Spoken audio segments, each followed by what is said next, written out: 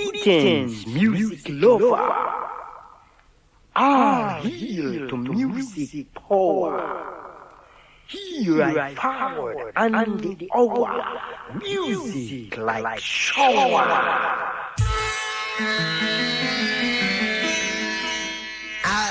I was a blizzard above the star, and I was blizzard about and moved. And I was blessed by the son of thunder, and the sun, and the sun, and the sun, and the light, the sun ray, and the sun night, the Sunday. Well, it's Lee Perry introduction to the show this week. Three-way style on the wire. BBC Radio Lancashire. My name's Steve Barker, with you till 2 o'clock this morning. And my very special guest tonight is Dave Katz, author of the new biography of, and the only biography of Lee Perry. Welcome on the programme, David. Good evening. How you doing? Very well. Good man. Now, this has been a long time coming, this biography, isn't it? Indeed. Nearly 13 years in the making. It is a long time. So how come you called it finished? I mean, you could have made this a lifetime's work, couldn't you? Definitely. I could have dug deeper and deeper. There's always something else to turn up about Scratch. Years, 13 years in the making. I've got a proof copy. I mean, the books will be out in the shops sometime, I assume in... Later this month, yeah, we're told. Yeah, it's going to be published by, or will be published by, Canongate. Is it coming out on It's coming out on Payback Press. Payback Press. Canongate. And it's an incredibly complex and detailed book about the life of Scratch. And having a quick look through it, it's going to be loved by a lot of reggae fans, but it's a rare thing, isn't it, biographies of Jamaican reggae artists, really? Yes, I think there's always maybe one sort of mainstream approach to reggae is that you've got Bob Marley and that's the beginning and end of it. Yeah. But of course, without Scratch, there never would have been Bob Marley in the way that we know him. For sure, yeah. And I'm really looking forward to reading through some of the detail of Scratch's relationship with Marley, and maybe we'll talk about that later on. But it's not only, I think, do we have a book about Scratch in People Funny Boy, which is named after one of Scratch's tunes, yeah? Indeed. Yeah. But I suppose, in a way, like the history of Scratch might very well trace the history of popular Jamaican music, at least from like the 50s, yeah? There are certainly parallels in many ways. As the great toaster, Dr. Alimantado, said to me, Lee Perry is the linchpin, the very cornerstone of Jamaican music. And a lot of people point to Studio One as the cornerstone, but according to Alimantado and great many other major figures in reggae, Scratch really is the cornerstone. And I mean, we I think people who generally listen to this program will know more about Scratch than the average punter, because we've obviously played a lot of his music. He's been guests on the show, etc., etc. But can you tell us a little bit before we hear more tunes? I've got to tell you that. Dave's brought a lot of tunes with him, and he's got them all in a lot briefcase, and I think he's got an insurance attached to it as well. But we know a bit about Scratch, but can you tell us a bit about before he went to Studio One, like his early life? What was his circumstances and how he got into music and that kind of stuff? Yeah, basically, Scratch was born in the height of the Depression, at a time when, along with the rest of the Western world, Jamaica was really feeling the crunch economically, and of course it was still then a British colony, anxiously seeking its independence, but maybe it was a bit far off. Scratch was born in a small town called Kendal in the parish of Hanover, and it's basically about as far from Kingston as you can get on the island.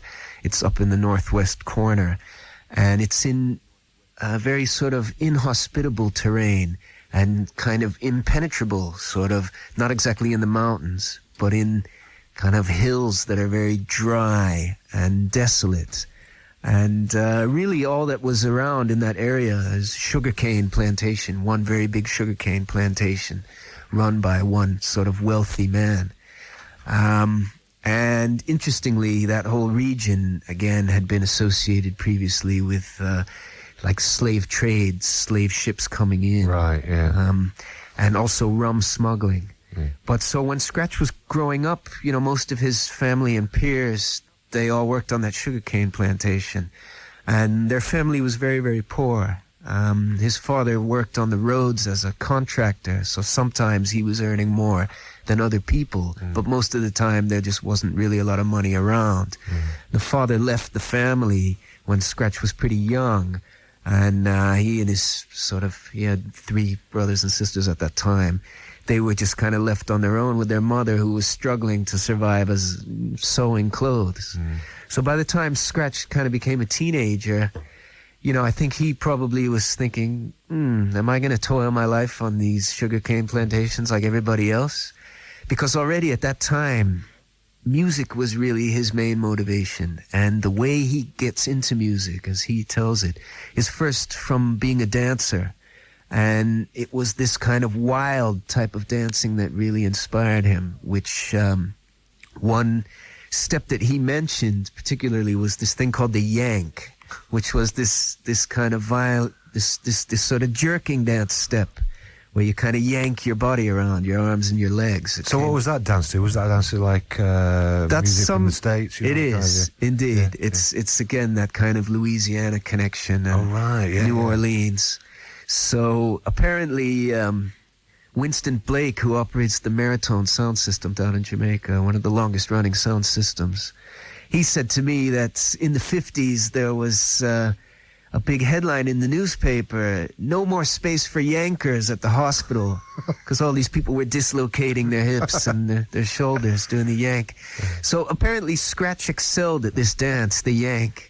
And he became known as a dance champion, and he had his little corner in his town, the one dance hall in the kind of area, and he was known for these kind of amazing dance steps. Then he became like a dance champion in neighboring parishes in Westmoreland and Clarendon. And from then, he kind of got into playing dominoes, became like a domino champ. And he claims at the time the way he won was by penetrating his opponent's minds, you know, telepathically. So I think music had always been his motivation, and we've got to say, hold on, Dave, we've got to say that Northeast Lancashire, where we are now, right, is a big place for domino playing, isn't it? In the clubs. In the clubs, and it's a very, you know, you sit there quietly, and you sit there all afternoon, and you sip your half pint a mile, don't you? And you play a nice game of dominoes. It's not like that in Jamaica, is it? Well, yeah, Jamaica tends to be, you know, the old bones might be slapped down on the table a bit hard, but maybe it's a variation of the same thing, sipping a red stripe or a dragon stout. Maybe it's not all that different.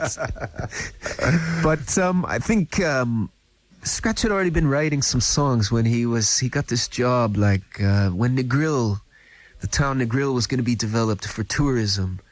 Again, it's sort of, you know, being developed not really for the people who live there, but actually for rich white outsiders to come down and have a little holiday. I mean, Jamaica was the first place that a package tour, all-inclusive, was ever. Yeah.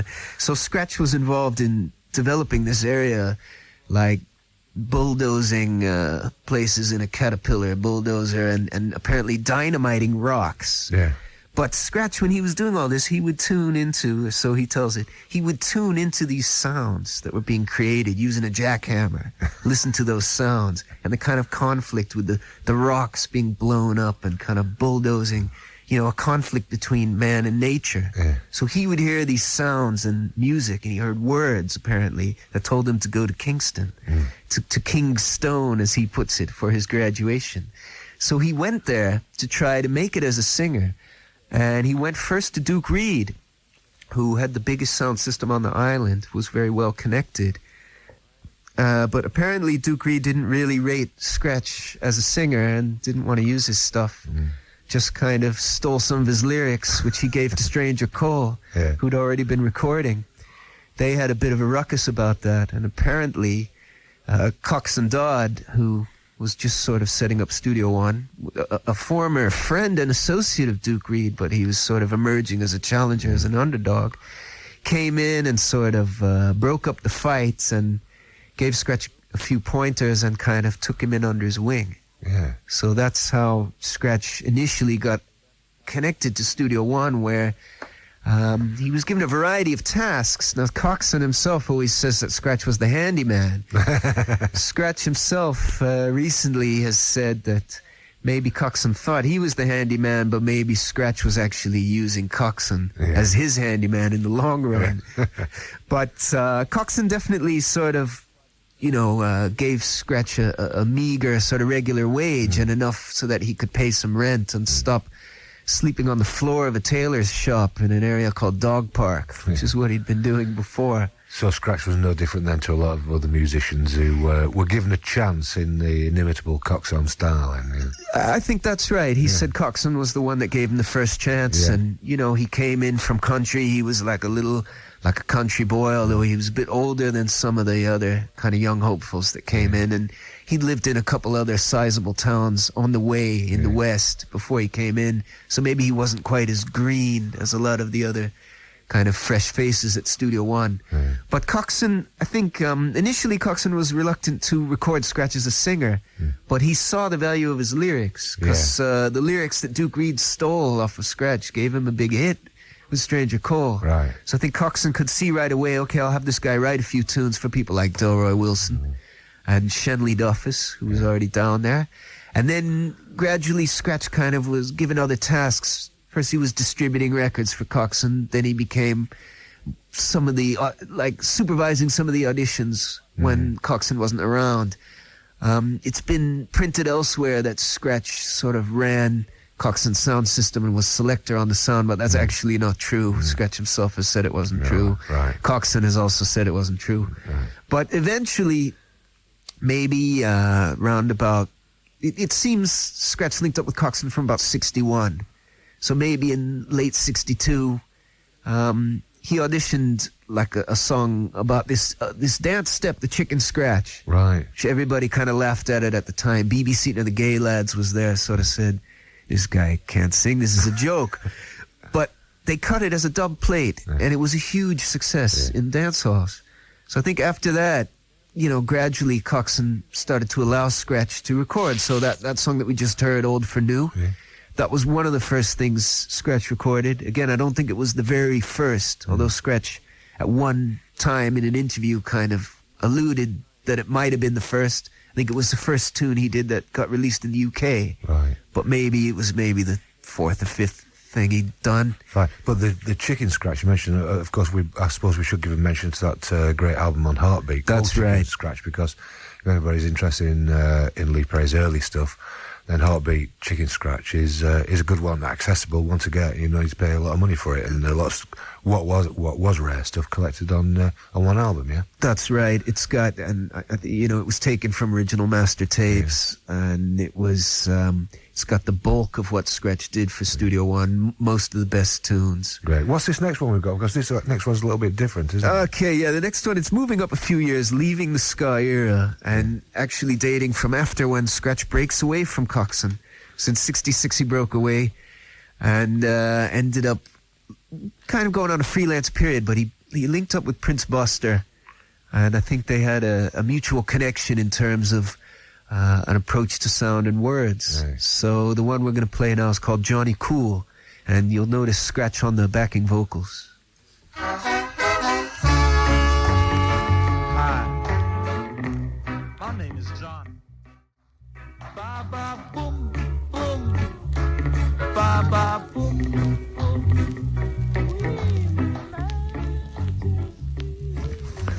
So there's a Buster tune, but a fairly rare one, yeah. Yeah, one of the less common.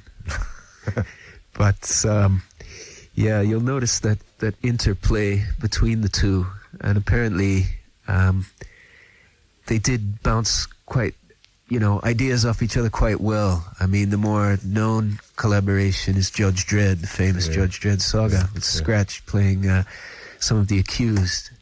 But that particular tune we just played just then, Buster said it was really his reaction to increasing violence that was taking place in Kingston, and things like school teachers being attacked in broad daylight. So that was kind of his, a song that spoke of his retaliation. Right. And Buster, perhaps quite often an artist is quite often misinterpreted seen as a very kind of rude rather than, but he was very kind of politically aware, wasn't he? Oh, indeed. And perhaps his importance in the history of Jamaican music's a little bit underestimated. Yeah, I think that's very fair to say. Buster is a complex character. He got arrested for sort of protesting against the government of Rhodesia at the time, policies of, Yeah. And at various other stages.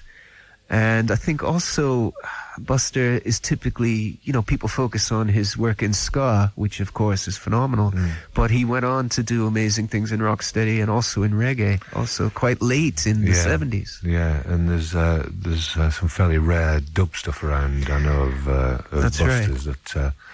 that's not seen the light of day for a long, long time. And his DJ material as well. Yeah. Okay, let's get back to Scratch, because what's next in after he left Cox and Dodd? What was his next major period then? Well, like I say, he had a little freelance period. So even while he was still at Studio One, he had a dig at Coxon on a song called "Give Me Justice," which he recorded it at Studio One, but at a time when Coxon wasn't around. And the guy called J.J. Johnson put it out. Then he kind of moved over to Buster, and he was, in Buster's team for a little while. He was doing freelance in-house producing at Whirl for a period until Bunny Lee got him kicked out.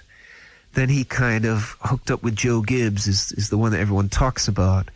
But I think he wasn't really with Joe Gibbs for that long. They had kind of disagreements about money, and Joe Gibbs was using other people to produce at the same time, notably 90. But this next tune that we're going to hear comes sort of when he had already sort of broken away from Joe Gibbs and linked up with Clancy Eccles. Clancy had a little shop. Clancy and Scratch knew each other from when they were both at Studio One, and I think Clancy got disillusioned with Coxon earlier than Scratch did, but he'd been working for Coxon a bit longer than Scratch, and in a different capacity. So when he broke away from Coxon, I think he found it hard to make ends meet, so he went back to being a tailor, and he had this tailor's shop on Orange Street, kind of adjacent to Buster's shop on Orange Street. And then once he started producing, Scratch was around him when he did some of his first productions as an independent, like Monty Morris, Say What You're Saying. In fact, Clancy Eccles said Scratch brought Monty Morris to him. Apparently, he discovered Monty Morris just singing a tune one day and brought him to Clancy, and Clancy did this tune, and it was a hit. So Scratch did a version of it with Clancy, which we'll just play right now.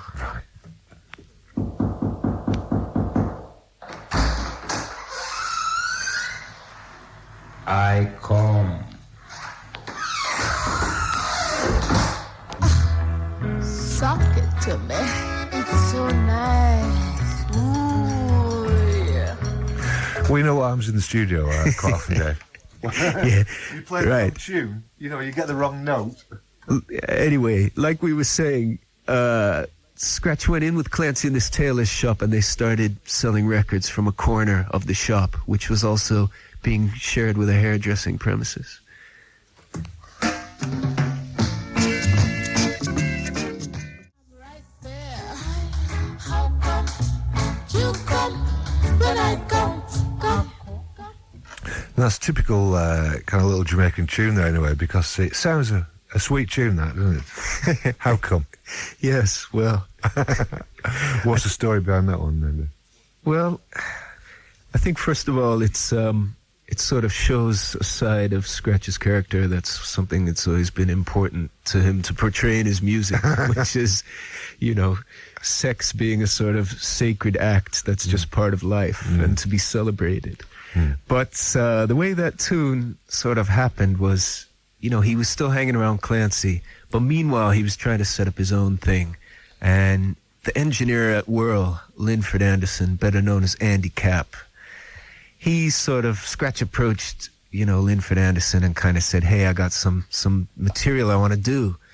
Well, Linford Anderson had just set up a label called Upset, which he says that label was inspired when he was driving down the road and he saw a big billboard that said, are you having upset stomach? He went, oh yeah, Upset. What a great name for a label. So he had his label Upset, and he was working with this band called the Gaylettes, a little female harmony trio. Now the Gaylettes, the lead singer at that point was Judy Mowatt, who later ended up, being a member of the I-Threes, backing up Bob Marley. And the way that Linford Anderson connected up with them was that another member of the group, he was sort of having a fling with her. So, Andy Capp, Linford Anderson, he was working with the Gaylettes. Scratch was in there trying to sort of blag some free studio time off of Andy Capp and had this idea for a tune. So he got the Gaylettes to do this backing on it. Now, when I asked Judy Mowatt about the tune, she's a very religious woman. She grew up in a sort of heavily Christian household, and then in the 70s was one of the sort of most prominent Rasta women around. And actually, when I had interviewed her, she had just publicly renounced Rasta and become a born-again Christian again in a very publicly demonstrated way. But so when she told me about doing that tune, she was sort of very ashamed, and she said that they had to sneak into the studio late at night to hide their nakedness under the cover of darkness. And, they did the tune, little rude tune, no big deal, pretty tame by today's standards. Yeah. But she went on to say that there was a Christmas concert being held in downtown Kingston, I believe at the Ward Theatre. And Scratch was going to perform this tune on the night, and he was dressed up in this magician's cape, and he was meant to have them come on and do the backing on that tune. Well, she says, as she tells it, God was so great that a riot broke out in the theater, so luckily they didn't have to go on and perform this kind of shameful music. And oddly enough, Rita Marley told me a very similar tale that had happened previously in about 1964, because when Scratch was at Coxsone, he did a lot of rude tunes at Coxsone as well. And in fact, some of his ruder stuff they were like the bigger hits. Yeah. Like, there was one in 66 that was quite a sort of a big hit for him, that was a kind of a rude number that he's recently done over with Mad Professor. Right. Dr. Dick was a calypso tune. But in 64, he did this tune called Roast Duck, which is... She Want Roast Duck? Yes. Yeah. So Rita Marley is one of the backup singers, and she says they went to do that song on a Christmas show again, down at, I think it was either Carib Theatre or it was the Ward Theatre. And she says Scratch wasn't really known as a vocalist at that time. And when he came out on stage singing this, she want roast duck, give me roast duck, the audience booed him off stage, apparently. And I asked Scratch about it, and he confirmed that event, that happened indeed. It was one of his debut performances, and he was booed off stage. So that was a Scratch admission then? He said, Jamaican people never love my music until people in foreign love it. Which takes us on to this next tune, actually, quite nicely, doesn't it? Because this one's, this is not the Big Mama Thornton tune, is it? I Smell a Rat, or is that a bit different altogether? Apparently not. But, yes, this tune dates from 1969, when Scratch had broken away from the Upset label that he'd been involved with Linford Anderson, formed his own Upsetter label, which Linford Anderson said, according to Scratch, he was going to upset them, so he made the Upsetter label. And Scratch started to get big hits with instrumental reworkings, kind of organ reworkings of songs he'd already voiced. So this is one such tune, and as you say, it's a cover tune of a foreign song, a Bee Gees number that I'm sure lots of your listeners will remember, but here introduced in a particular style by an unknown DJ. Something fishy has been going on around here. I smell a rat.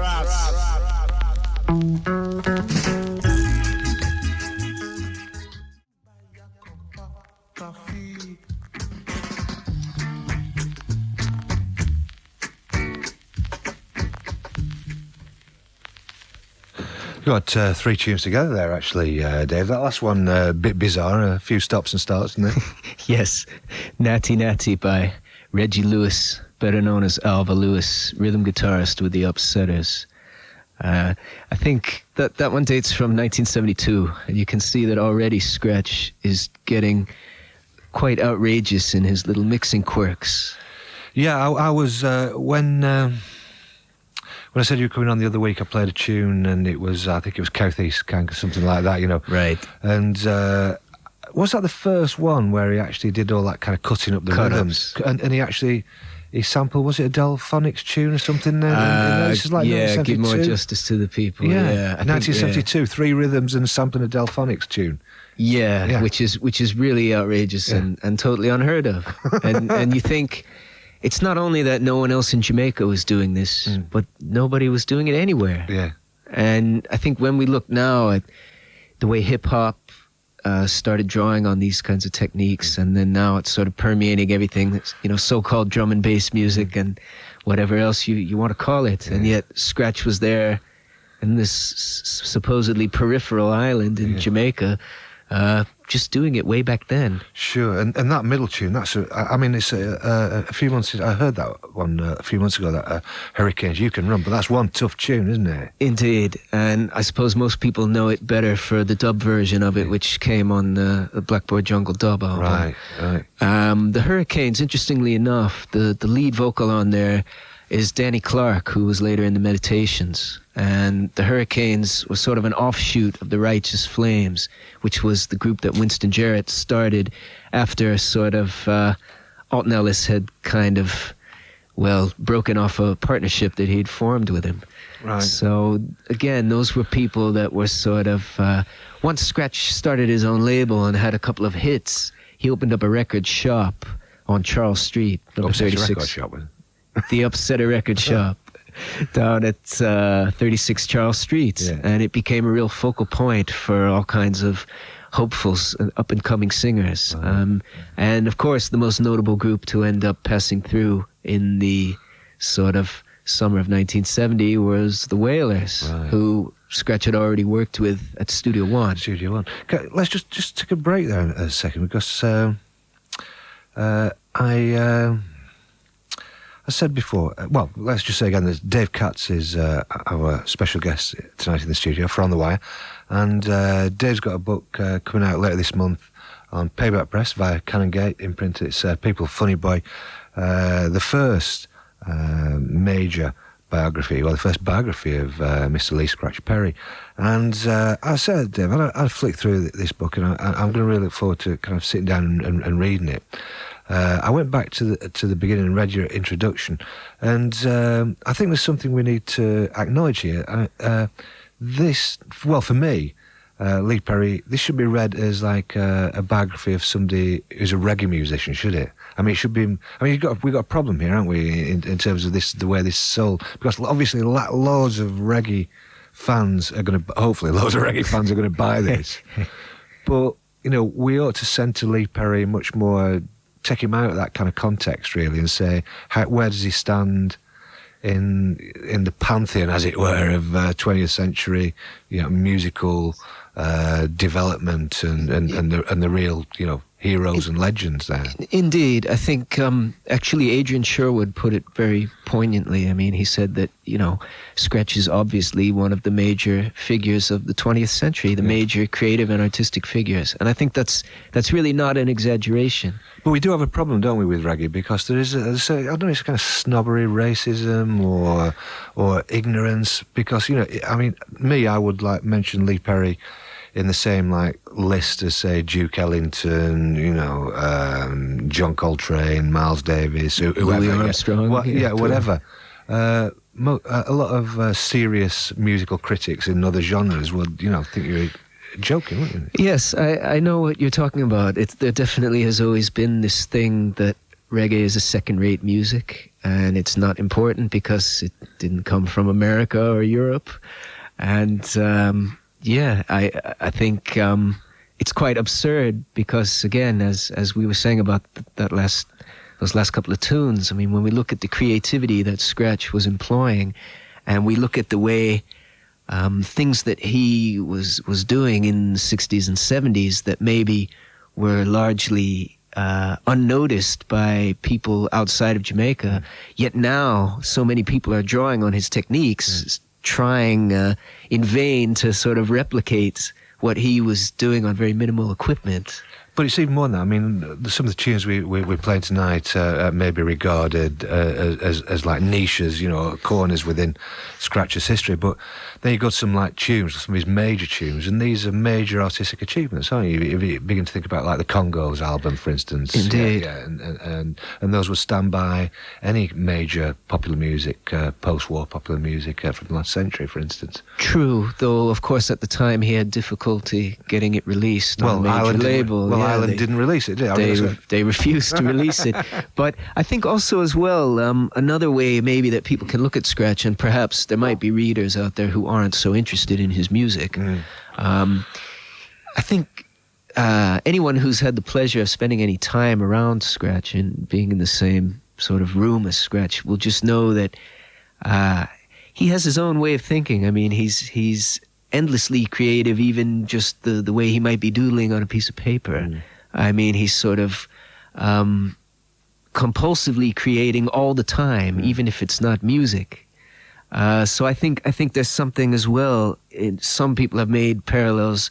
They've drawn parallels with someone like Salvador Dali. Now, I mean, maybe there are limits to how far you can stretch that kind of a parallel. But I think there is something in there, in that the whole cosmology that Scratch evolved, and these kinds of cryptic and poetic proclamations that he's continually making. These are another... Yeah, I think I'll give you another analogy there, because our old friend Roger Eagle, Fenny, our late friend Roger Eagle, who's mentioned in, quite rightly, in Dave's book as a kind of a Scratch devotee. I think he said, like, Tubby was Matisse, you know, Scratch was Picasso. You know, he's like that, you know. Okay, that's exactly what I've been trying to say, so thanks for that. Let's have another tune then. This is a DJ, and of course, a DJ who died very sadly last year. Yeah. Yes, quite a terrible death. And a DJ that won, it has to be said, that Scratch rated very highly, consistently. And the listeners out there who are great fans of King Tubby should just pay attention to this tune and picture in 1973, when Tubby had just managed to buy the mixing desk off of Dynamic Sound, the old mixing desk that was obsolete for them because they'd upgraded from 4 tracks to 8 track, and were shortly to move on to 16 track. Tubbs customized this deck to give it these incredible sounds. So Lee Perry started to collaborate with Tubby on incredible sort of mixing experiments. And this is one of them for the producer Roy Cousins, an independent producer, member of the Royals. Wow, some cats really...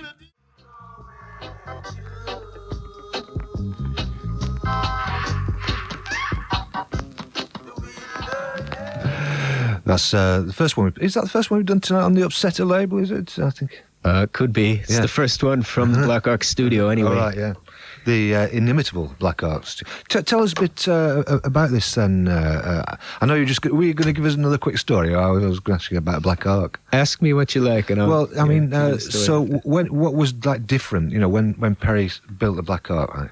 What was different about that studio in terms of its build? You know, like technically, what was able to accomplish in that studio? Did he have his mind? Did he have it in his mind what he wanted, or?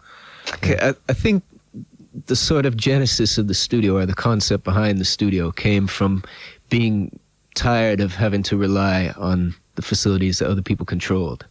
So once he sort of became independent, first he was doing stuff at Whirl, and the way he would do it would be by supervising their sessions and then squeezing in one of his own when there was any kind of time. And then he was at Randy's, but he was paying Randy's a lot of money. So then he was working at Dynamics, but again, he was working as an in-house producer.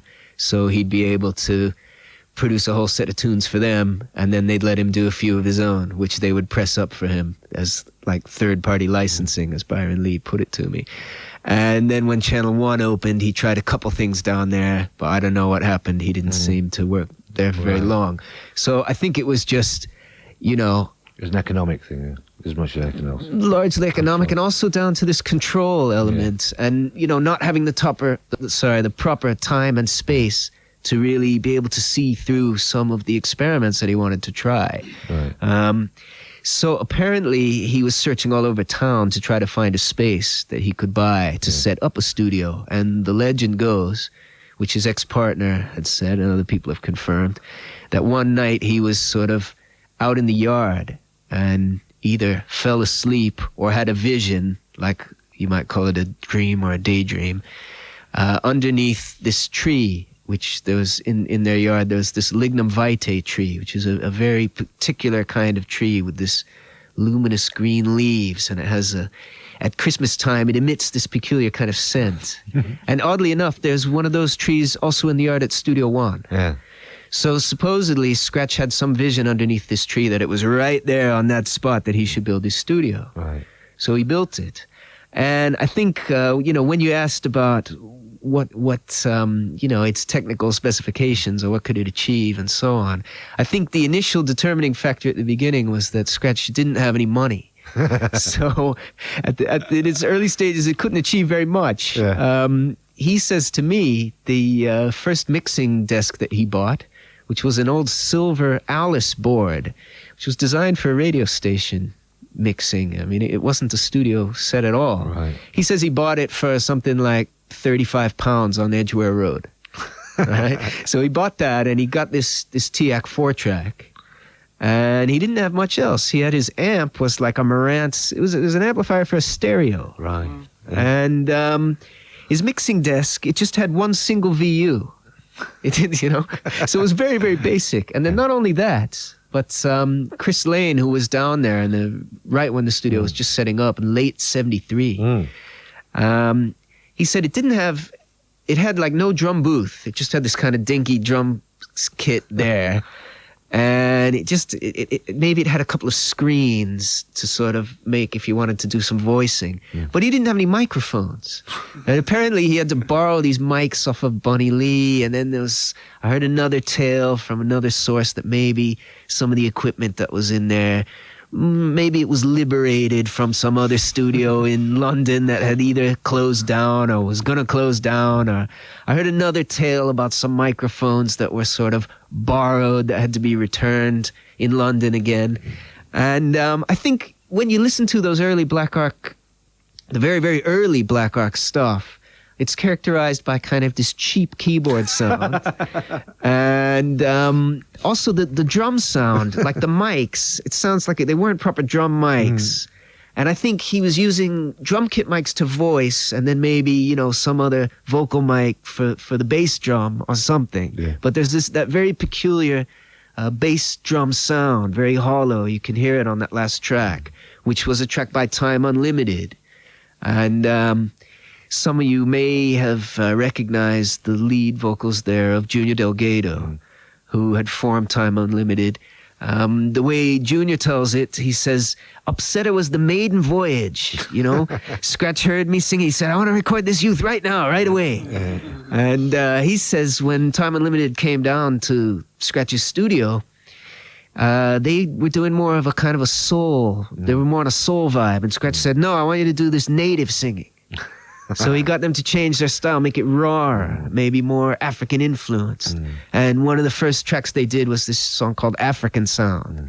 And that song that we just heard there is going to be reissued now on the third installment of Junior Delgado's More Treasures Found series.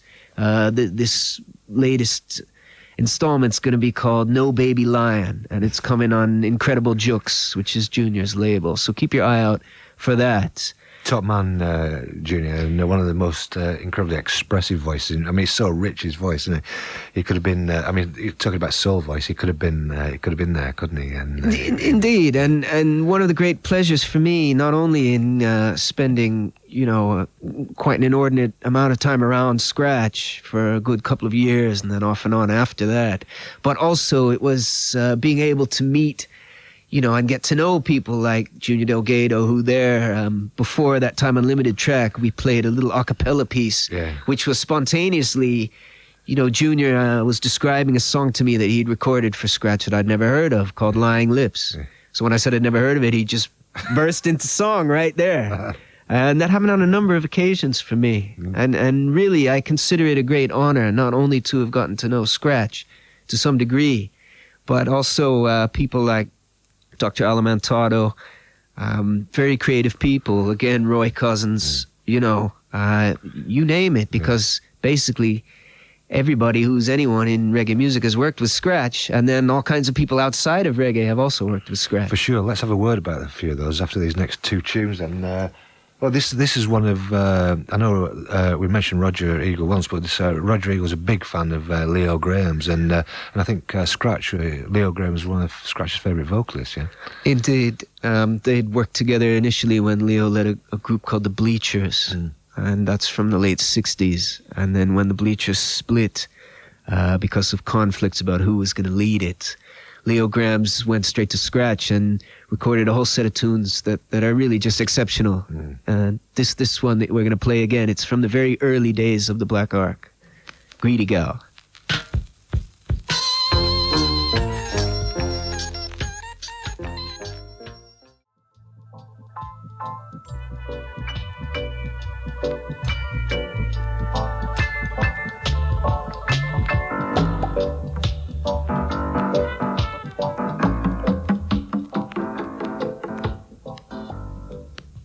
Yeah, how many versions could we play that one, Dave? Quite a few, can we? Yeah, at least 10, I would think. Yeah, at least, yeah. Well, my favourite shows, actually, on The Wire was when we did a Harry Moody show, Moods on The Wire, and we started off with 9 same rhythm, 9 rhythm version over and over and over again.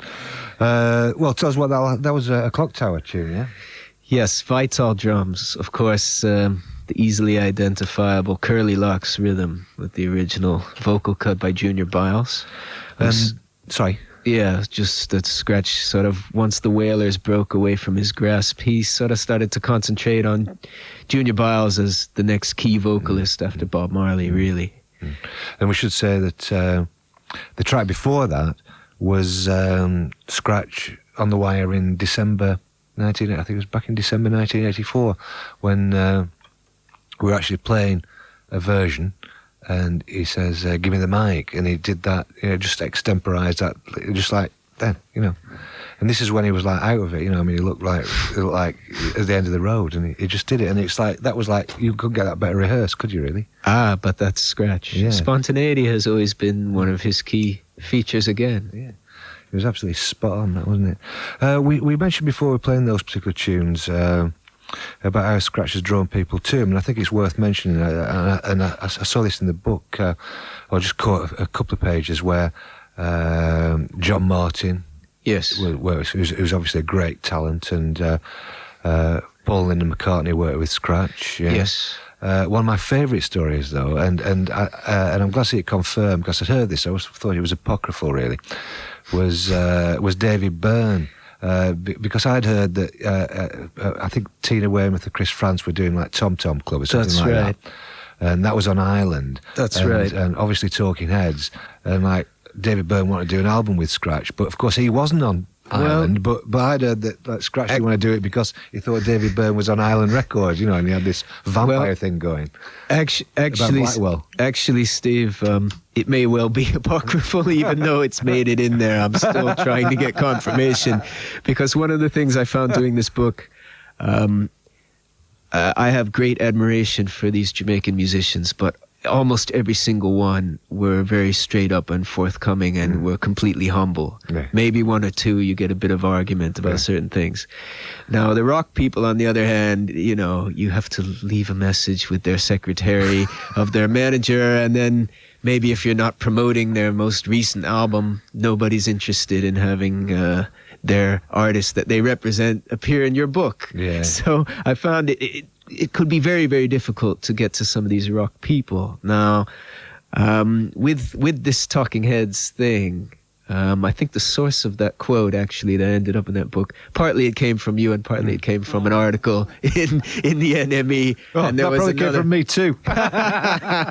There was another article as well in Black Echoes that spoke about it. Now, but I remember when you interviewed Scratch, you asked him about it on Talking Heads. Well, he never said, I don't know David Byrne, I didn't meet him. He said, I love those people. Yeah. But it's definitely true that he didn't want to work with them because they had connections with Island. And Tom Tom Club definitely had approached Scratch to produce their stuff backed by Island. Makes sense, doesn't it? You know. Yeah. Hey, I'm going to ask you a question here about Scratch. Okay. Right. That's right. This is like University Challenge or whatever. No, Mastermind, you know. David Katz answered a question. This is a tough one. Which record did Scratch request on the Wire in December '84. You're talking about the Stevie Wonder joint, I got it, didn't he? Just called to say I love you. It did as well, yeah. Yeah. Blimey. But we played it for him as well, didn't we?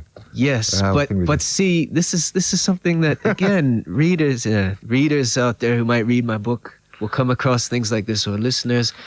You know, Scratch is a guy who can transform a tune like that.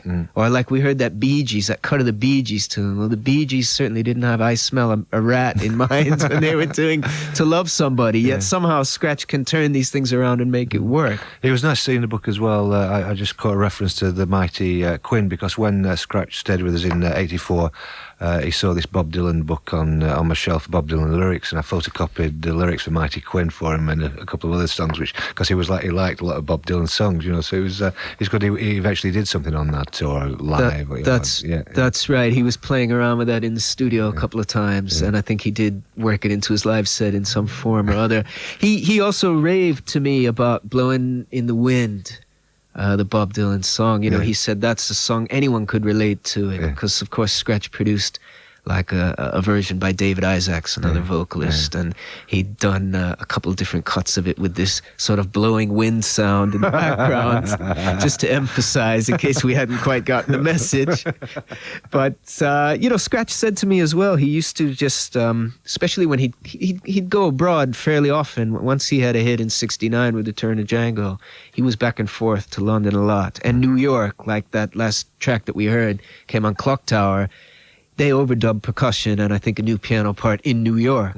You know, Brad Osborne was putting out some of Scratch's stuff, and Brad also had a TX 4-track, and they were doing stuff together. Right. But Scratch said to me, you know, I would go abroad and I would get these pop tunes, what was popular that I liked. I had my little stack of tunes, and I'd get my musicians to sort of cut over their interpretation of it, you know, based on what I told them I wanted. And then later I'd find a vocalist that could fit on the rhythm. So this is how Scratch, certainly in the early days, used to do his kind of vocal covers. You know, covers of pop songs. Yeah, and it ran right through, didn't it? I mean, I don't know what who the A&R or tune selection was, for instance, for George Faith album, but that's what I mean when I was talking about like classic music of any description. Yes. I mean, George Faith is like To Be a Lover is in the top 10 Scratch albums for me of all, you know, which is like going some, really, isn't it? Productions anyway. Well, George Faith said to me in Jamaica that, you know, Scratch really handpicked the tunes that he wanted George Faith to do over. Right. And of course, again, they had a link from an earlier time to that. Again, in the early days, even before Scratch had his own studio, he was asking, hey, Earl George at the time, he said, you know, I want to record you, but I think it didn't really happen at the time. And then a bit later, when Scratch had his own studio, he recorded the first cut of To Be a Lover by Shenley Duffus, you know, the first cut in a reggae style. Then he had Earl George do it over, but he released it as George Earl. Because, you know, Scratch always wants to turn things on their head. So I think by the time that album was done, sort of 77, Scratch had completely upgraded his equipment, because after that song Curly Locks was a hit, and also Hurt So Good was a big hit. Big hit in the UK. Yeah, Scratch didn't get direct money from those because he had sub-licensed both those tunes to Dip, who sold them on to the major Magnet, and there was a big legal uproar about it. Right. But what Scratch says he did get out of that was new equipment that Dennis Harris, who used to run the Dip label, sent down from London to Jamaica, most notably this Soundcraft mixing desk. So that enabled him to have this kind of broader, wider sound with That's deeper right, because textures. you can really tell that on To Be a Lover, because it sounds like it could have been made in New York, Philadelphia or somewhere, yeah, the quality of the recording. In its way. Yeah. But then because it's Scratch, Yeah, he's doing things sure. like putting the keyboard through a phaser or the keyboard through a wah-wah pedal at some points, or both. Yeah. And I think the other thing that really gave him his boost at that time was linking up with Island Records, who, you know, gave him some solid financial backing and allowed him to get new equipment as well, some new instruments Right. for the studio. Right. Talking about Island Records, then, well, maybe we'll play this first and then talk after. It's like the big one. It's like the connection between the Wailers, Bob Marley, and Scratch. But before we talk about it, tell us about this next tune that's on the deck there, Dave. Yeah, well, most listeners that know Bob Marley and the Wailers will recognize this tune, but maybe not quite in this version, because this is the Roots version, so let it run.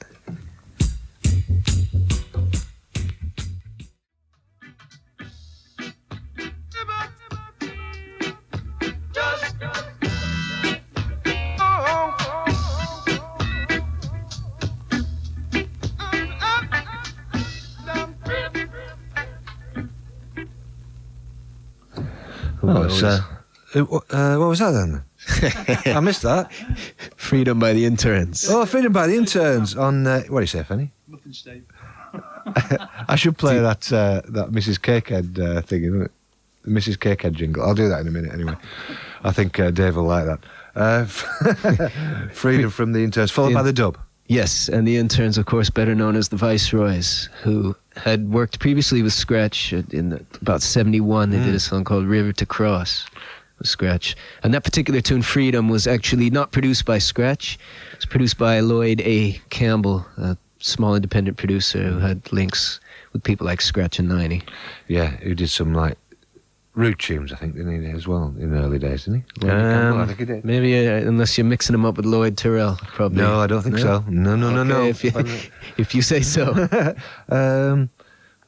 What have we got up next, Dave? Because we've got about... Let's see what time we've got. About 12 minutes to go on the show. Okay, we're running out of squeeze a few time. tunes in, aren't we, really? Yeah. Indeed.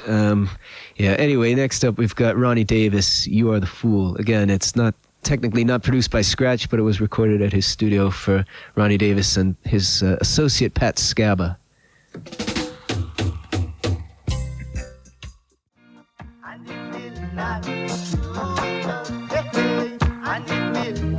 Black Axe Studio, it's original, based on the righteousness of fulfillments of prophecy, the Ark of the Covenant, which now who gain blessing and favor of the Lord to produce the mind of people who are clean, to produce and portray life, positive dreams, to make it a reality. So the reason to call my studio the Black Ark, it's mean originally the Ark of the Covenant, in not interpreting but performing the works of the Holy Trinity of love that ferment over our head above.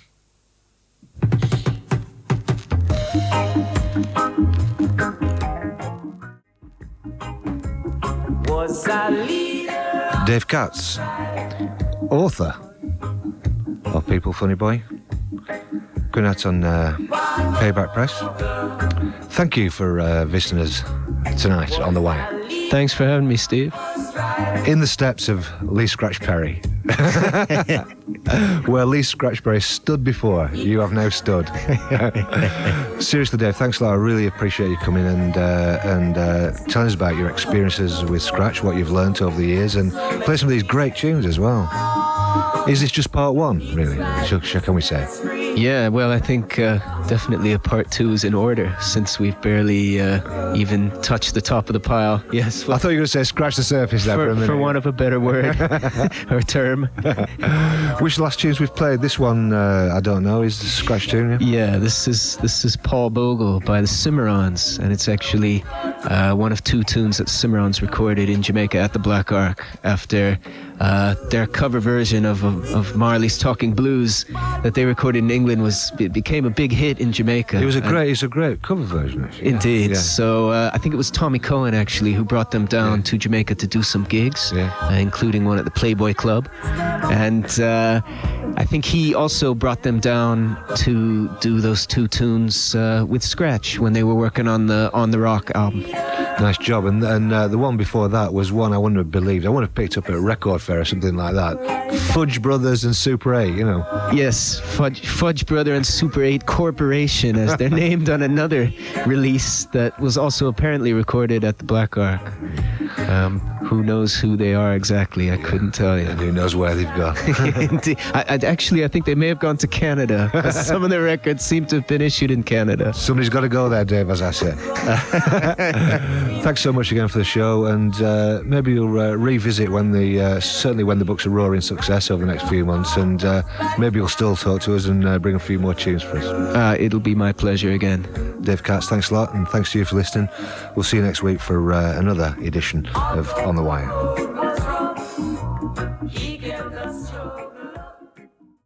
Greetings, music lover. Yeah, well, welcome to another edition of On the Wire. My name's Steve Barker. This is BBC Radio Lag Show with you through till midnight. This isn't actually another edition of On the Wire. This is part 2 of a show that we started off back in August last year with our favoured guest, Mr. Dave Katz, featuring at that time Dave talking about his book, his biography of Lee Scratch Perry, People Funny Boy, that's now been reprinted.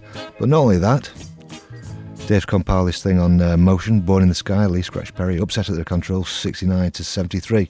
And that particular track was taken from it, and Dave can tell us what it was. Dave, welcome again. Yes, greetings to all your regular listeners. It's nice to be back on the wire. And the track that we just heard was Prove It Version, which some listeners might recognize as an ex-cut to the song Uncle Charlie by the Mellotones.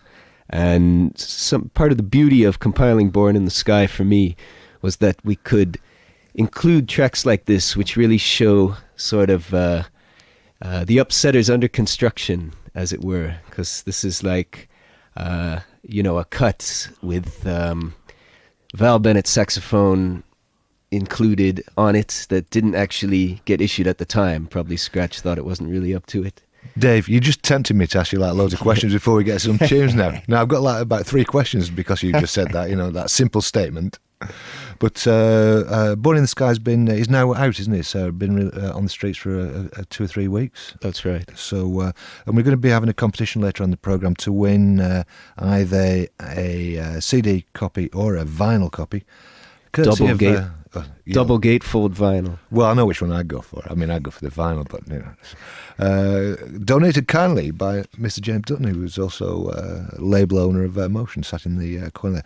Let's have another tune, and then we'll start a chat, Dave. And as usual, I mean, Dave's brought the CD. Thanks a lot, but I've got the CD, but loads of vinyl that people kill for. It's a good job this is recording and people don't know you're here. Otherwise, there'll be people waiting outside the studio. Dave, what's the next, or what's the first piece of vinyl up here now? Right. Well, we're going to step up the pace a couple of years to when Scratch had a tenure as one of the in-house producers at Dynamic Sound Studio, Byron Lee's studio, which was then the best equipped studio on the island.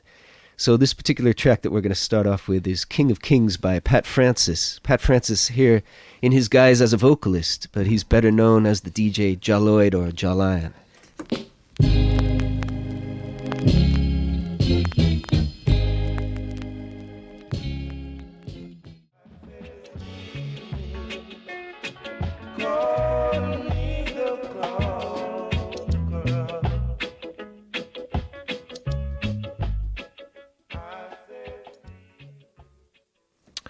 It was Conquest, Stranger and Gladdy recorded at this Dynamic Studio. Before that, Pat Francis, who died, I think, last year. Yes, unfortunately, yes.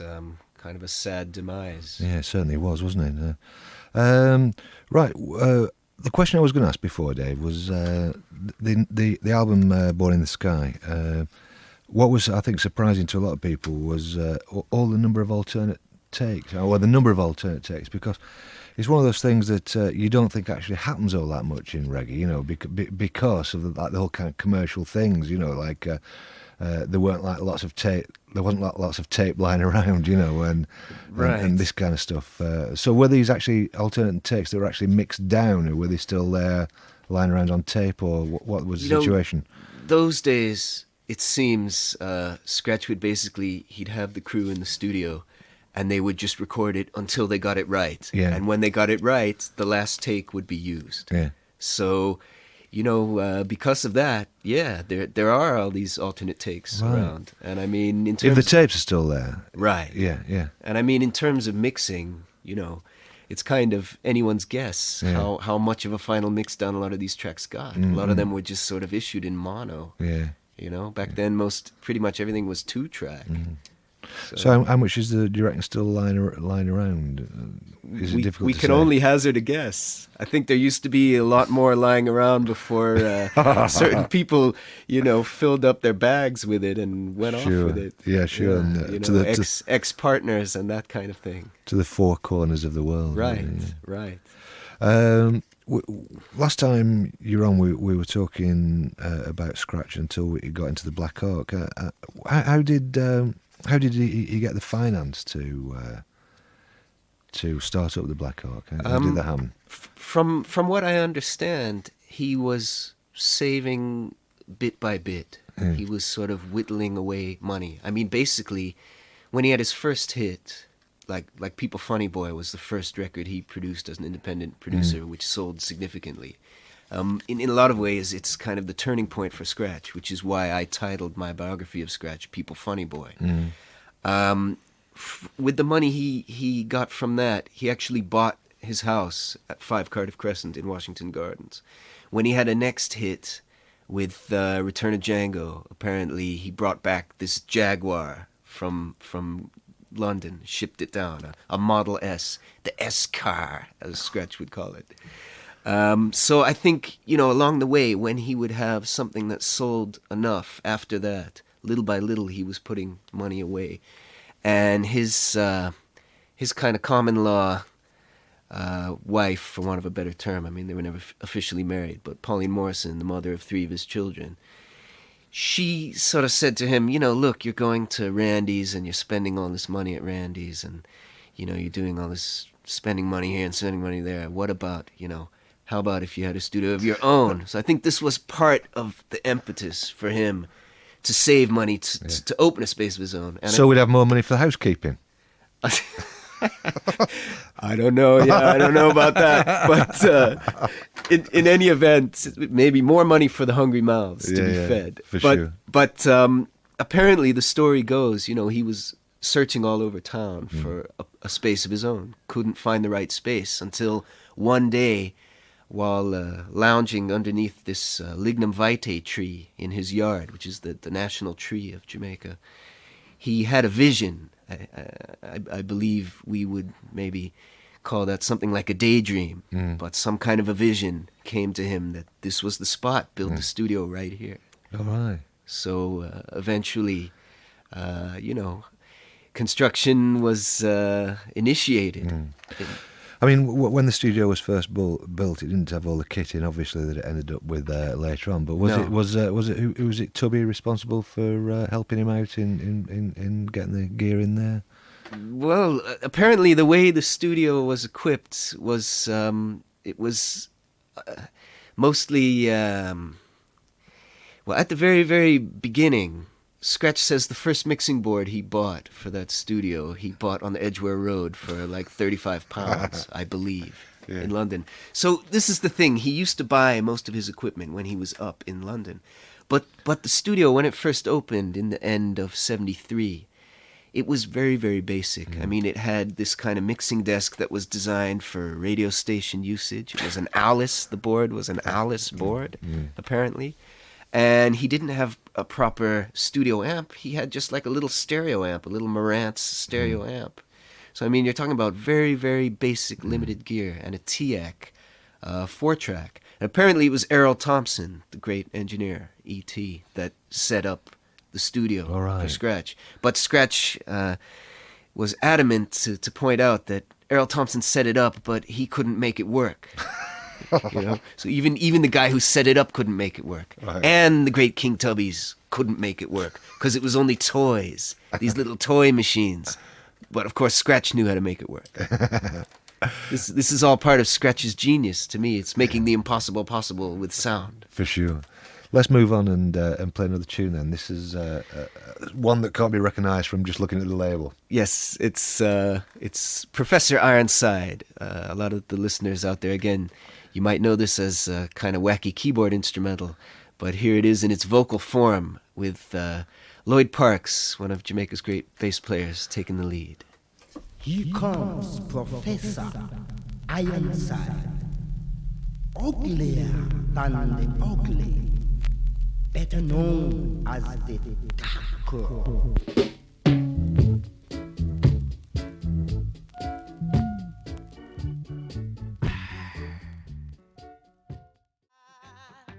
Said I put my dust in the two and leave it back to make her up heaven and earth. Yeah.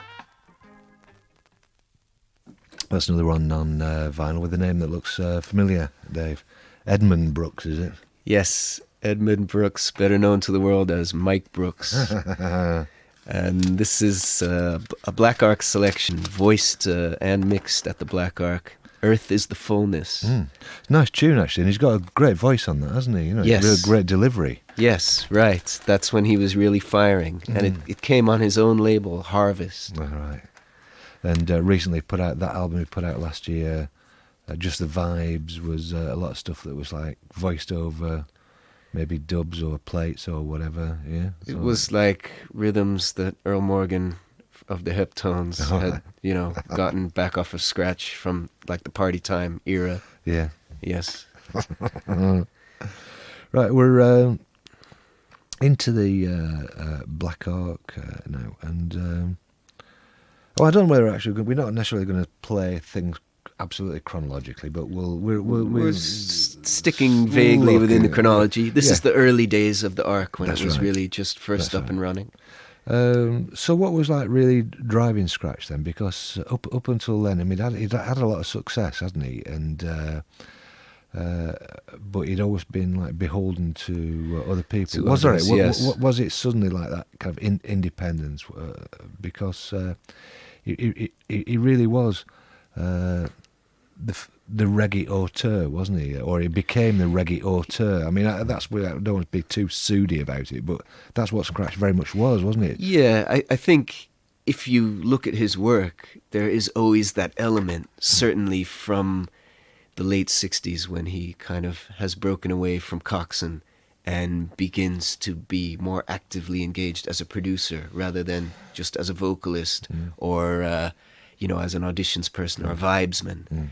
So I think there is always, you hear a tune and you can usually instantly hear the hand of Scratch when he's involved. But he wasn't in control, was he? That's right. And he always had, I think, if you think about studio time, always having a constraint with your eye on the clock because it's costing you money and somebody else always knocking on the door to come in.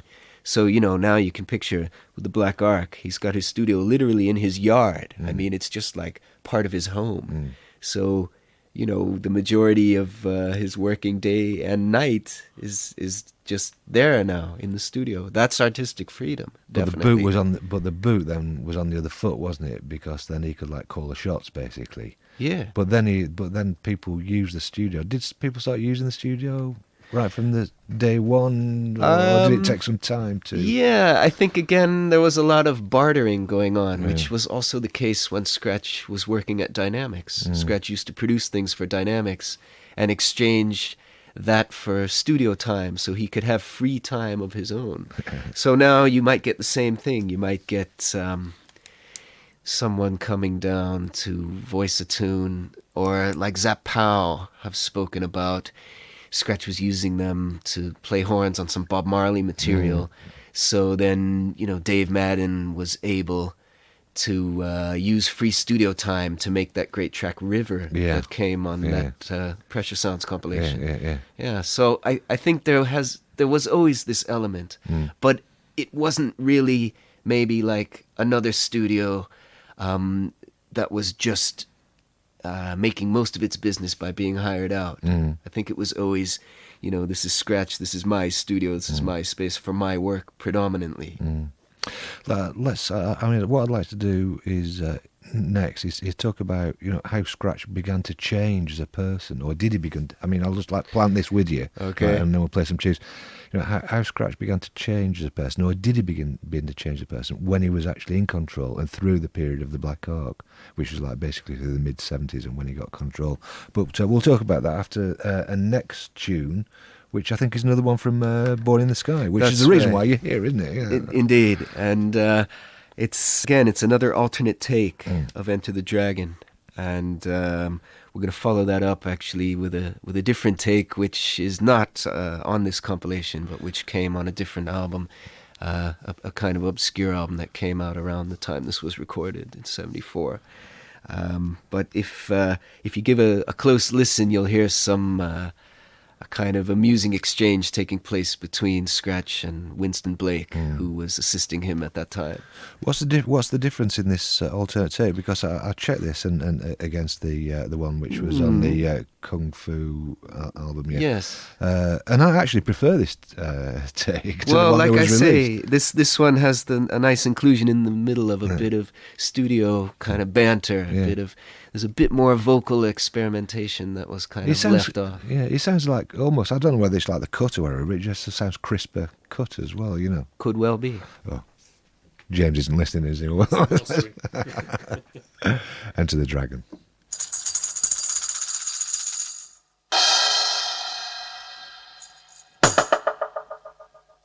This is Kung Fu, taking you on a musical review. With John Saxon and Bruce Lee, Enter the Dragon.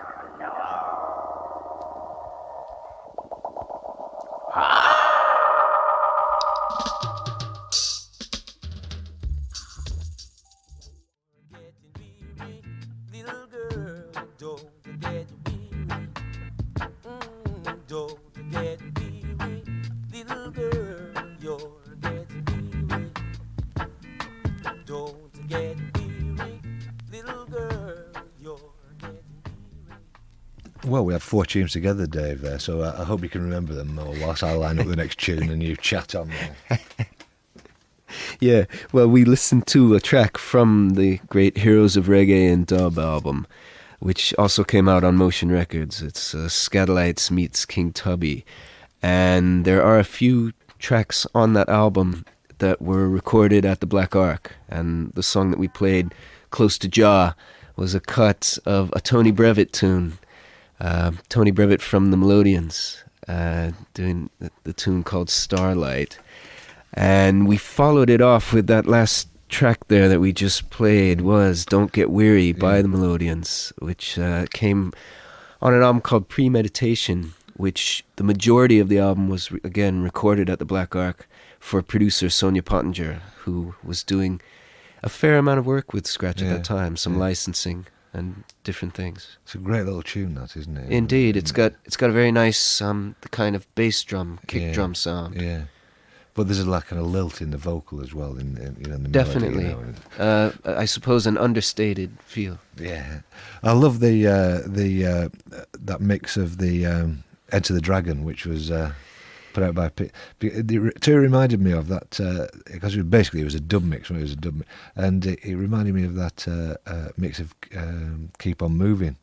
Yes, where the brass goes whacking. Yes, that 12-inch mix. Yeah. That when the tune starts, you don't think anything out of the ordinary is happening until suddenly you get bombarded with this brass. Yeah. So I suppose, like you say, that second cut of Enter the Dragon that we played, which came on an obscure album called Melting Pot, put out by Pete Weston, who did Micron Music, who was doing a lot of work with Scratch, 74, 75. You get these kind of outrageous horn blasts, and then everything's subjected to this heavy delay for some reason. And of course, there's a tribute to Pete Weston, isn't there? On the Born in the Sky. That's Not exactly right. a tribute, is it? Straight to Cheat Weston head, straight to Pete Weston's head. Again, another one of Scratch's sort of more notable dubs. Yeah, well, heavy bass. I mean, I think that's the heaviest bass I've ever heard on this Scratch record. Subsonic. Oh yeah, absolutely. Sub bass you need in there. Right, Scratch. I mean, Scratch was always a bit of a character, right? And we established that on the last show, and everybody knows, you know, that bit of a character.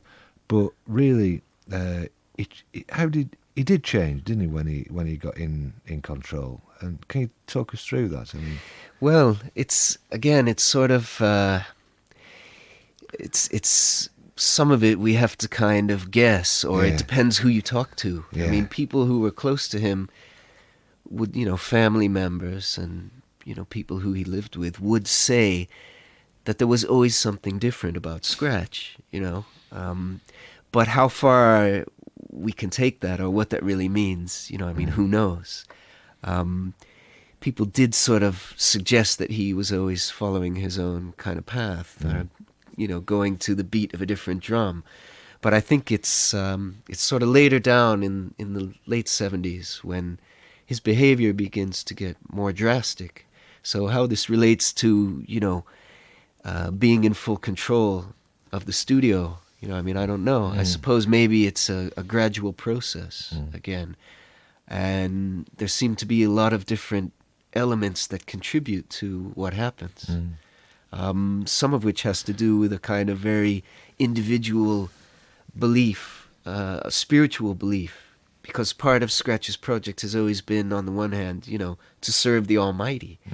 And he's always done that in a very individual way. And a lot of his music projects have been about that. On the other hand, you know, Scratch is somebody who's also kind of celebrated, like, sexuality in his work. So, you know, some might see that as a contradiction. well, sometimes he's done both those things at the same time. Both at the same time, definitely. I mean, Scratch always talks about sex as kind of a sort of sacred act. Yeah. Which isn't new in terms of religion, is it? I mean, it's quite common in world religions, isn't it? I mean, you just think about Hinduism, and Scratch could almost be all right, just move there, couldn't he? maybe here in the West, though. Oh yeah, that concept bit trickier. Tends to be divided from religion. Well, I don't know. If you go and look on a few of the French cathedrals, I think you might have some tricky stuff carved in there from the 14th century. But the Black Ark, I suppose we tend to think about.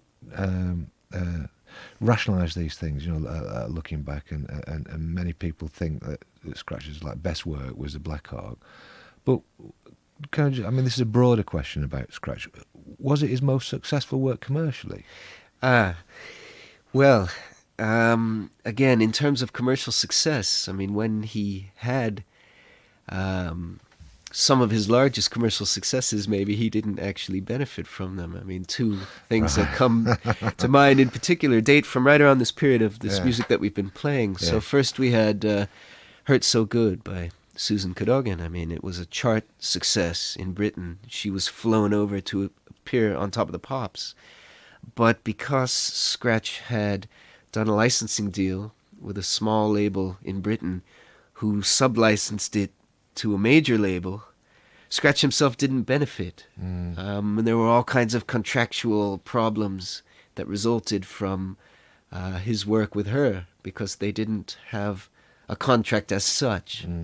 So there was that, and then it was followed closely in early 75. The Junior Biles song Curly Locks also kind of scraped into the bottom realm of the pop charts here, and was again released by a major label here. But what Scratch got from those hits was studio equipment, improved studio equipment, a new Soundcraft mixing desk, which Dennis Harris, who ran Dip Records at the time, arranged for him to have shipped down to his studio. I think some other effects units, probably that the Roland Space Echo may have come from that time, or it may have been brought in a little bit later. So if you think about it, I mean, those were very, very successful works that, ironically, you know, Susan Cadogan as well did not directly benefit from that hit. So what Scratch got more than anything, apart from what you said, was also like maybe the confidence as well, that his music could reach a wider public, but and also he got the name, you know, that people would reference him with that. Outside of Jamaica, people knew about Scratch. I mean, they'd already known about. I mean, like the kind of the whole kind of Django thing was maybe just like seen as one of those quirky, wacky, reggae one-off pop hits as against the work of someone. Yeah. But also, I mean, in '69 he was actually brought over with an Upsetters band to appear on Top of the Pops, and then he did work with the Wailers just after that. And I think people who discovered the Wailers maybe before their Island phase, or even in the early Island phase, I think Scratch did have respect for the work that he did, those two great albums, you know, with the Wailers, before they signed with Island. Yeah. So maybe he already had the confidence and the kudos. But I think if you talk about his most commercially successful period, it's probably, we could say, when he himself had a contract with Island Records in the late 70s. A lot of people do see that as his most artistically triumphant period at the same time, although maybe the material that Island were releasing up here was not always the most radical of his creations, which he was putting out. Although again, when you sit down and listen to an album like Super Ape from start to finish, especially now, Simply Vinyl, you know, they've done these amazing reissues on high quality vinyl, remastered. I mean, it's like listening to it with new ears, really. Yeah. And you listen to that work, I mean, that's an astounding work for Scratch with a 4-track studio in 1976. It really is so visionary and kind of predates a lot of not only other dub works to follow, but just all kinds of, you know, dance music that's been made recently, for example. Yeah, I think so. I mean, we haven't said this, and I know you've done the piece in The Wire a little while ago on like a Scratch few years primer, back, you know, yes. Almost like I think I mentioned when I wrote a little review for Born in the Sky the other week. It really needs revisiting now because of what's available. But if anyone were to ask me, you know, I'm just going to go out and buy one Upsetter record. It will probably be, you know, that has to convince me to get into. It will probably be Super Ape. Super Ape, yeah. I know it definitely had a very profound effect on me the first time I heard it. It's got a great cover too, hasn't it? Indeed. Let's move on with some tunes. Now this is something of a rarity, Dave. I've got this one. Okay, well this is a nice little 7-inch by Winston Haywood and the Hombres, who were a group from a place called Madison Gardens, which is a very, very, very rough ghetto. One of the rougher ghettos in Kingston, known locally as Back 2. And in fact, it's quite close to where Federal Studio used to be, which is now Tough Gong Studio, or what was Tough Gong Studio. And Dynamic Sound is nearby as well. But it's basically a shanty town. So this is Winston Haywood with Long, Long Time.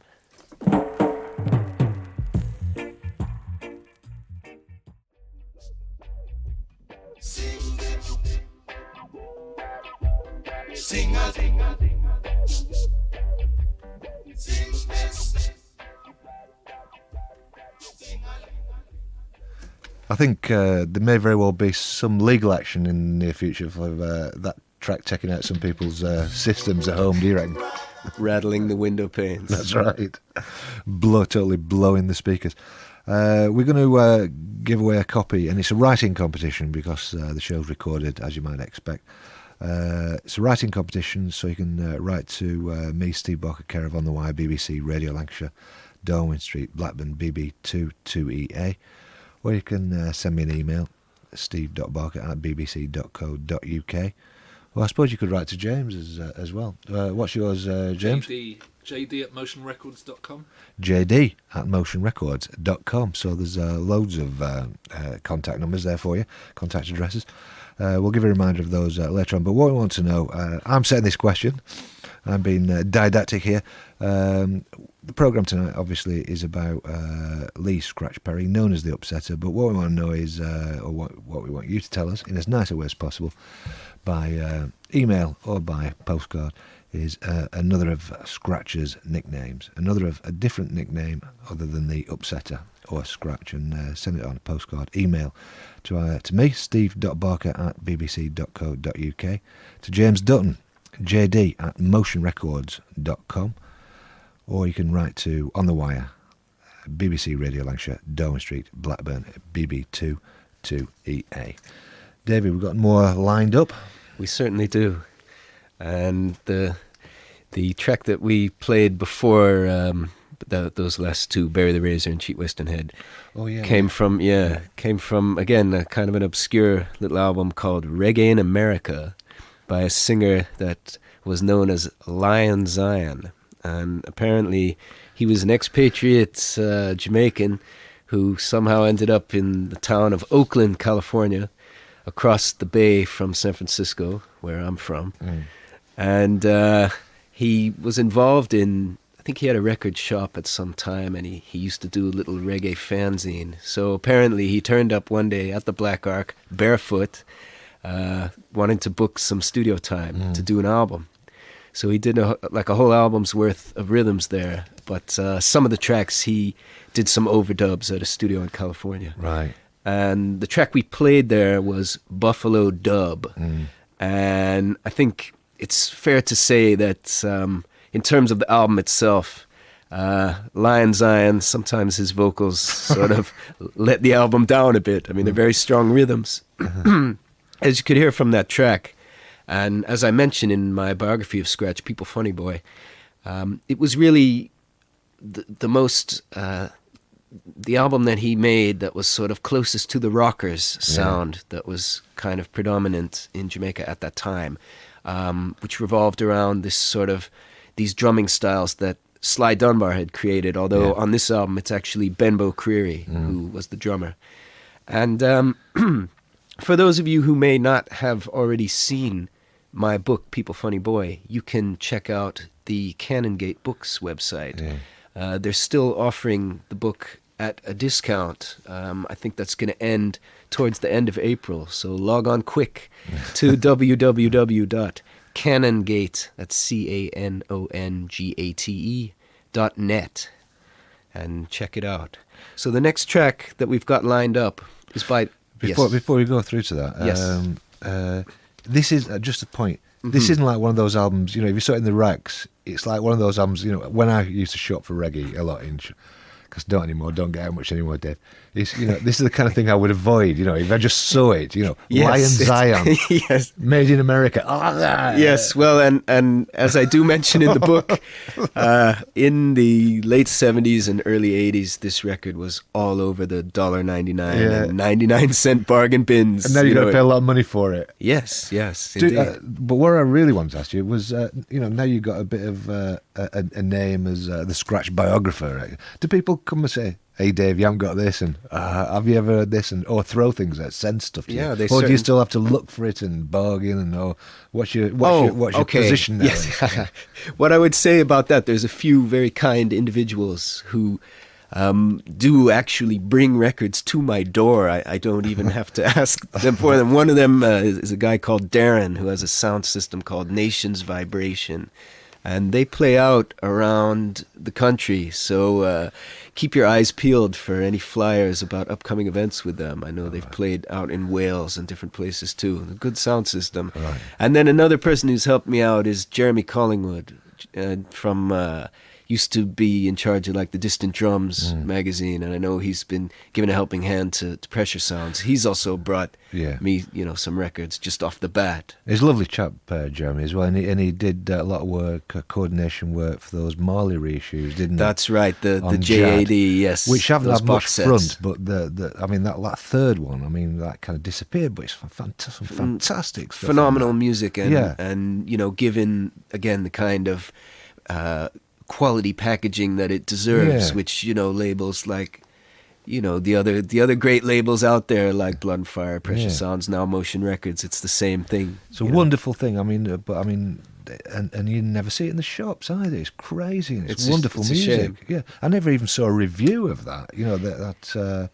Because of course it's got the Wong Chu Keep On Moving, and that's the right. dub, and it's what is it, £20, and you pay you pay £100 to go and get that on a 12-inch, So if you can find it, it is peculiar again, since the second box set was quite highly acclaimed, and rightly so. So I don't really know what happened along there, but bizarre thing, isn't it? So it goes. Right, I interrupted you 5 minutes ago, and you Yes, Queued Up, Ready to Go is a track by the Congos. Now, again, we were talking about this progression with Scratch, what happens to him when he has his own studio and he takes control.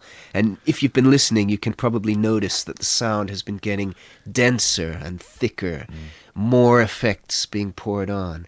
But the track that we're going to play now, it's from the Congos' great debut album, Heart of the Congos, but this is actually the first pressing, which had a different mix to every subsequent pressing, including the excellent reissue package that Blood and Fire coordinated a few years back. Yeah. And, you know, many people were struck on this album that there's this kind of mooing cow sound all over it, which in my book I explore, you know, who or what was behind the mooing cow? Well, the finger has to be pointed at Waddy Burnett, the baritone singer who joined the Congos at Lee Perry's suggestion while he was at the Ark. But when you're tuning into this cut of this track, you'll note an absence of cow. The cow is missing. Yes. Because it's a bit like the fields of England now. Yes, well, maybe it's an appropriate track to play in these turbulent times. But, you know, it's also got less delay. Yeah. And they're different. There's this sort of piano line that's much higher up in the mix. Right. And again, this goes back to what we were talking about before. These alternate takes, alternate cuts. You know, sometimes they come out in some form. Sometimes they don't. So the track we're going to play is... It's Children Crying.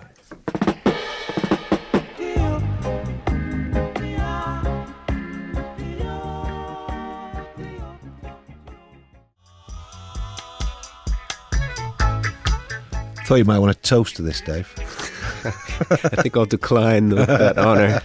Decline the offer. Well, just check what this one is. I think isn't it? A 12 on Disco Bum. Yes, it's an upsetter Disco Boom. It's Eric Donaldson, who of course did the great Cherry O Baby, and actually on the B side of this, there's a kind of post rockers cut of Cherry O Baby done at the Ark. But this is Say a Little Prayer. And of course, Scratch is dubbing a little prayer on the version portion. And again, when you listen to these sounds, you can just hear what's happening at the Ark. Things are just getting more dramatic and somewhat more drastic, and also more religious. Yeah, more intense. Yes. Well, on the desk when. Who was that? Was it Scratch have any assistants on the desk? Well, from what we understand, it was almost always just Scratch himself. Yeah. Which is unusual, isn't it, really? Yes. Well, another unusual thing is that he didn't have any link between the control booth and the kind of voicing area. Oh, really? No audio link. Yeah, so it was all hand stuff. It was all pounding on the specs and jumping up and down. Or as Shorty the President, a DJ who voiced a couple tunes down there, said that if, you know, most of the time Scratch would be dancing. If the musicians got it right, if things were happening, Scratch would just be jumping up and down, bouncing along. Yeah. You can see a clip of it in that Roots Rock Reggae. Yeah. You know. And then if you looked up and you saw that he was scowling, or if he was waving his arms at you and shaking his head, then it was like, uh-oh, you know, you're doing it in a wrong way. You've got to do what he's trying to command you to do. You have to use your intuition and work it out and do it the right way. Amazing. Indeed. So, I mean, it's funny because later on, of course, post Black Hawk, he very rarely, or I mean, certainly not now. He doesn't really. Has he gone back to the desk? Because when I saw him, you know, he wouldn't even touch any faders, you know. When I first met Scratch face to face in the late '80s, when I came across here at the end of '86. He was mixing regularly, but almost none of that stuff has ever come out. Right. And the few bits of it that did come out were not tracks that were mixed, sadly. So he was actively mixing material then. But I think what happens along the way is, you know, after Scratch, people close to him do say that probably he had some kind of a breakdown in the end of the 70s. Although, as I say in my book, People Funny Boy, even that is contested, you know. And it really depends how you look at it. And well, you can read it a different way, can't you? And say it was an entirely that Scratch manipulated the situation. You know, can't you? That is one way of looking at Yeah. it. But sometimes, if you spend enough time around Scratch, it's hard to know how much is he in control of the situation and how much is it maybe manipulating him. Yeah. Sometimes it's really it's a very fine line, and we could debate it endlessly. But what he did say about that time, this kind of transformation, is that first of all he closed his studio because he had to close the reggae factory because reggae had become a monster dog, is what he said to me. And that basically he felt he was surrounded by kind of vampires who were using him. And not only, musicians and singers who were kind of feeding off his ideas and, hitting him up for money, but there were also these like gunmen and kind of gang figures who were extorting him for money. And there were a lot of demands and pressures on Scratch at this time. So what he said, he closed the doors of the Black Ark and basically stopped being a producer. And he said, he wanted to configure himself back into being a singer, which is how he began. In the early 60s, his first involvement officially in music was as a singer at Studio One. So I think it's partly that, when he moved here to Britain, that's probably why he was less actively involved in mixing and producing. He was more concerned with singing. I think I've said this before somewhere in reviews or whatever, that perhaps he, but not stated in this way, that in the process of reinventing himself as a singer, he didn't so much become a singer as become like a performance artist, There's definitely that aspect of it, yes. And you never know what you're going to get, both on record or in live performance. It's always down to the whim of the moment, to a certain degree. For sure. Dave, we mentioned People Funny Boy a few times. It ran out of the print, actually, been reprinted, isn't it? The second print. That's right, a slightly amended printing. So you've remixed it? To a degree. And you've put a bit more information in, I believe. Because when you were here last time, I mentioned this thing about Scratch turning down Talking Heads, apparently, because that's what he told me anyway. And you did a bit of investigation on that, yeah? Yes, it turns out it wasn't exactly that he turned down working with the Talking Heads, just that he sort of turned down working with the Tom Tom Club, which was the spin-off project that Tina Weymouth and Chris France, the bass and drum team from Talking Heads, their little side project that they initiated in '81.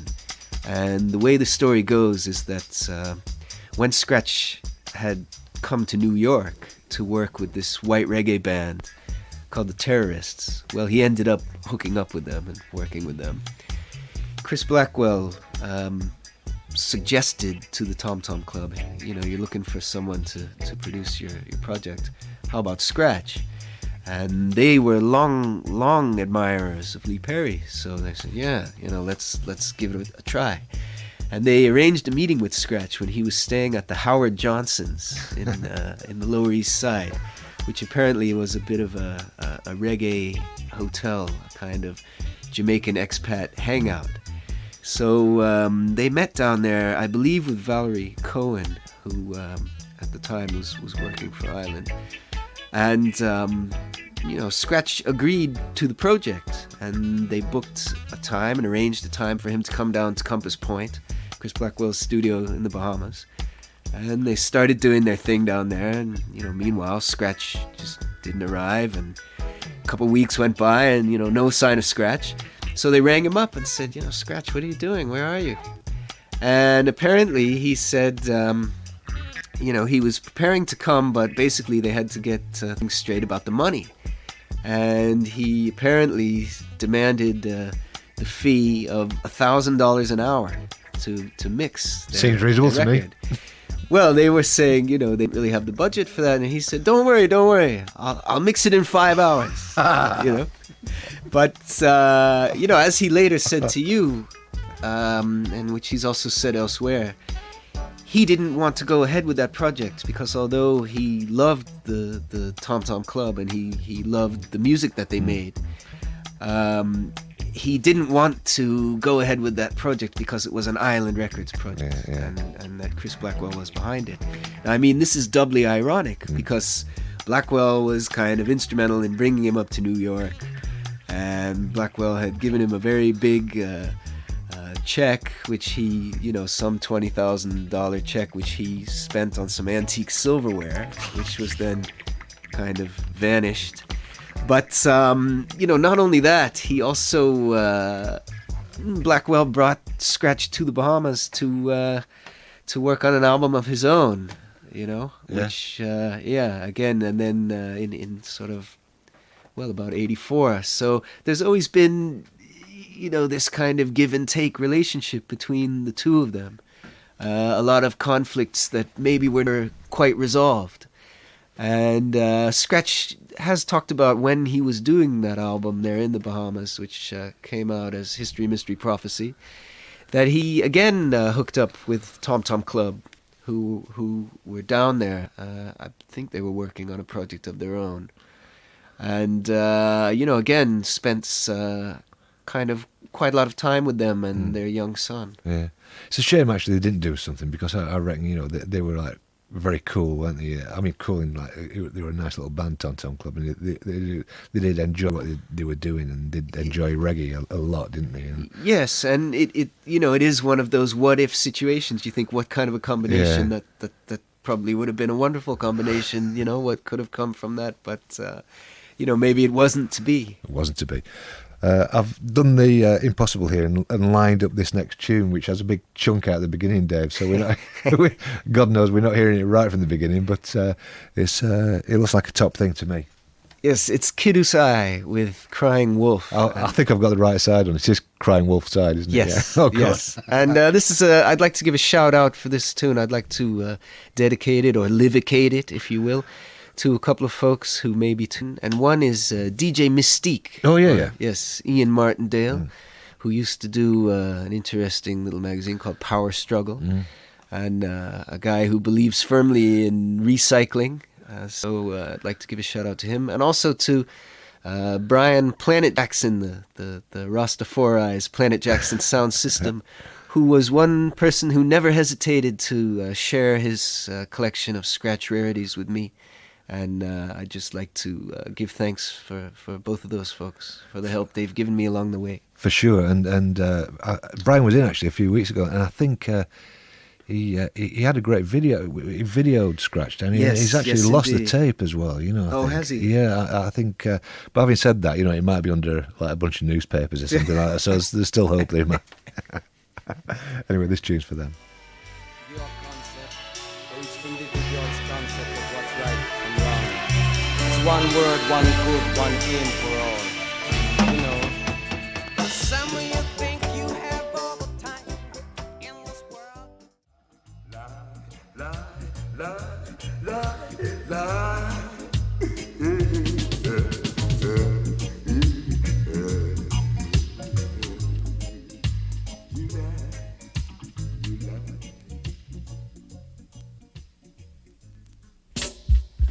As this goes through to the dub, we'll do a reminder of the competition, actually.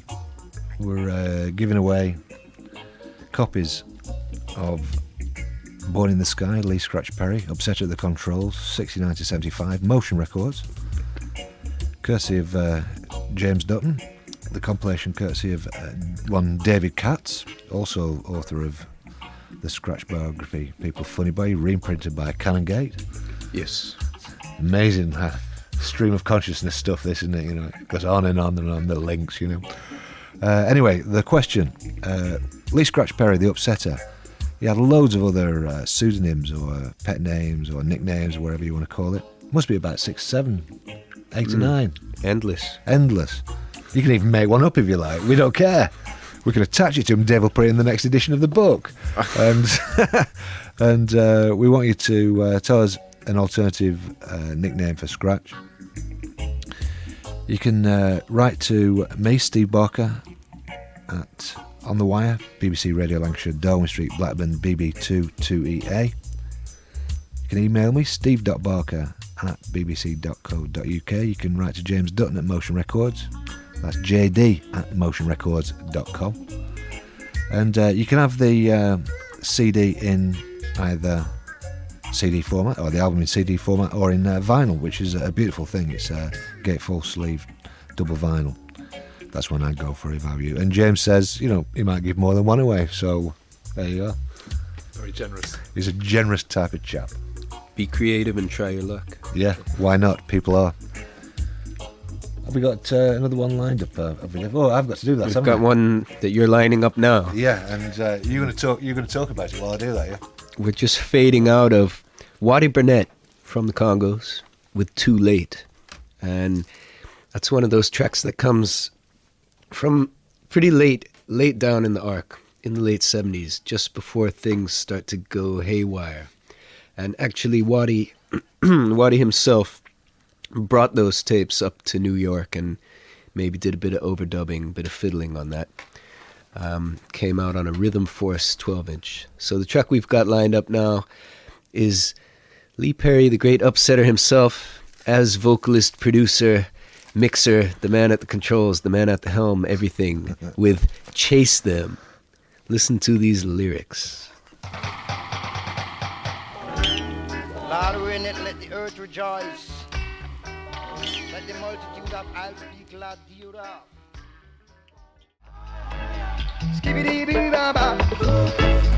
Right, Dave, just a couple of minutes to go before the end of the show, and it's kind of crept up on us, hasn't it? Yeah. Indeed. Got to say a big thank you to you for coming, and to James specifically for driving up here. It's a pleasure. Thank you. Smashing programme, and I've really enjoyed it once more. It's been really quick. You're going to have to do it again. It's going to have to be a regular 6-monthly thing or whatever it is, Well, if your listeners would like to have me back, I'll be all too happy to come in for the part 3, because this has been my pleasure, definitely, and I thank you for having me as a guest on the show once again. You're welcome. Do you think you'll have enough material?